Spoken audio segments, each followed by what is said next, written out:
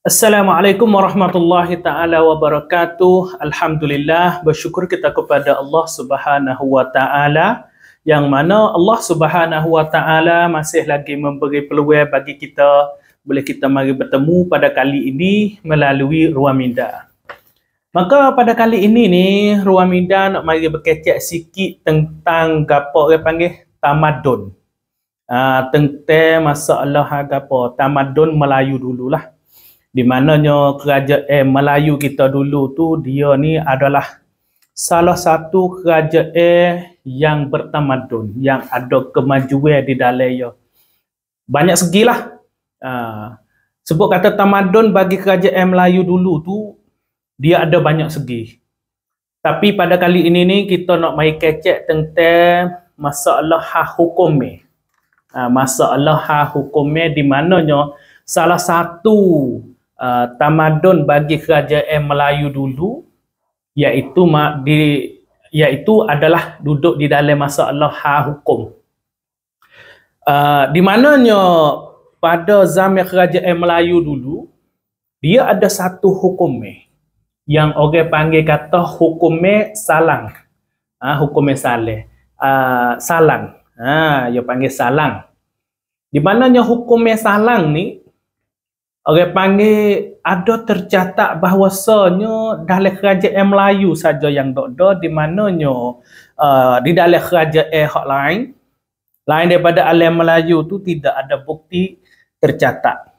Bahkan hukum salah ni membuatkan ahli-ahli sejarah yang luar daripada alam Melayu tu rasa terkejut dengan hukumnya yang orang panggil sangat majulah kalau banding dengan hukumnya hak ada di negara-negara lain ataupun di kawasan negeri lain, kawasan kerajaan lain lah.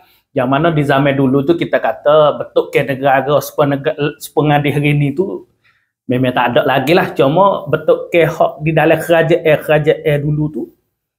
Jadi salah satu hukumnya hak termasuk di dalam maju dan juga bertamadun iaitu hukum salang hak kerajaan Melayu dulu. Jadi gapo dia hukum salang? Salang ni orang panggil hukum hukum bunuh. Salah satu hukum bunuh ataupun kita ada kecek bahasa Thai gak panggil perahan ciwit. Satu bentuk ke bunuh. Satu bentuk ke perahan ciwit yang kalaulah kita tengok tak serupa dengan kerajaan-kerajaan lain guna. Di mananya kalaulah kita duk biasa-biasa dengar, kita duk biasa-biasa tahu bahawasanya hukum bunuh ataupun hukum perahan ciwit ni kebanyakan nak guna dengan cara kerak tekak. Kerak tekak, kerak tangan ataupun guna dengan cikeh, guna dengan bakar, guna dengan gapo perasak ataupun pekuk.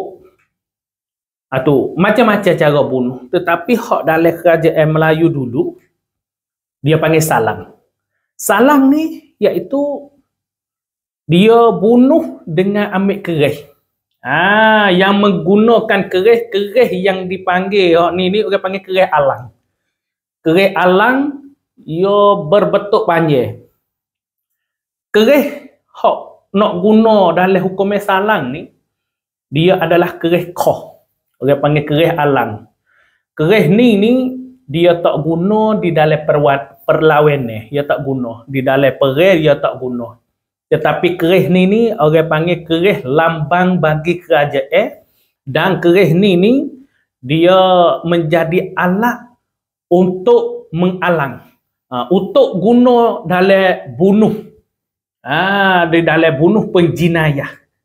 Gitu. Jadi maksudnya apabila seorang tu buat kesalahan jadi penjinayah, maka pihak raja dia turun hukum.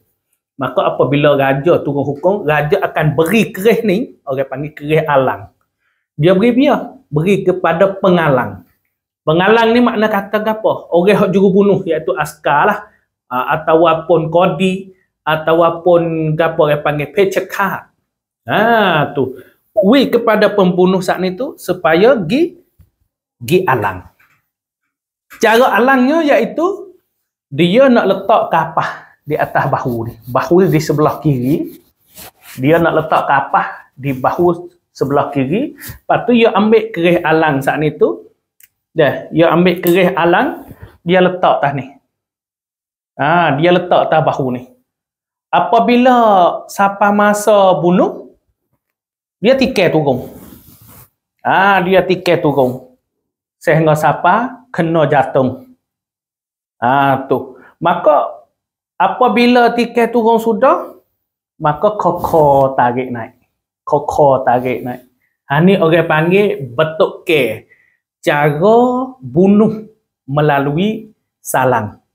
Ni hukumnya salang hak di dalam kerajaan Melayu. Jadi kecek mudah-mudah kok. Orang hak nak kena hukum halang ni bukan kata semua orang hak nak kena halang ni, nak kena salang ni. Bahkan orang hak nak kena hukum dengan secara hukum salang ni iaitu orang hak penjinayah hak besar-besar lah. Kedi hak berat-berat. Seperti mana deraka kepada raja, lawan sultan, nak berotakkan kerajaan. Orang hak lapis kedi hak berat-berat. Jinayah hak besar-besar. Tu. Maka cara salang ni membuatkan orang Euro, orang Eropah, ahli sejarah Eropah dia terkejut cara betul ke salang hak kerajaan Melayu ni. Iaitu pada tahun 1898. Pada tahun 1898 ada ahli sejarah, seorang ahli sejarah daripada Euro. Dia namanya Ambrose B. Rathbone. Nama dia lah, betul tak betul tu tak apalah. Namanya Ambrose B. Rathbone, seorang ahli sejarah daripada Europe. Dia mari kat tanah Melayu pada tahun 1898. Lepas tu dia pergi tengok cara hukumnya salang, cara bunuh dengan bentuk salang hak kerajaan Melayu saat ni. Maka apabila dia pergi tengok, dia terkejut. Dia kata tak rajin tengok cara bunuh hak dalam kerajaan yang pelik seperti ni. Lepas tu dia kata bagi dia tak berasa kata orang hak kena bunuh saat ni tu jadi seksa. Dia kata dalam hal keadaan bunuh pada cara salang ni tak ada jadi kata cemar, darah jadi macam dak. Dia cuba banding dengan cara hak dalam negeri ya di Europe. Dia kata kalau lah hak di Europe, dia kata apabila kena kedi berat-berat gini ni hukumnya kena pacah tekak. Apabila pacah tekak ni dia kata terkadang darah jadi macam tu baik. Lepas tu gaduh-gaduh orang hak kena bunuh saat ni pun jadi seksa.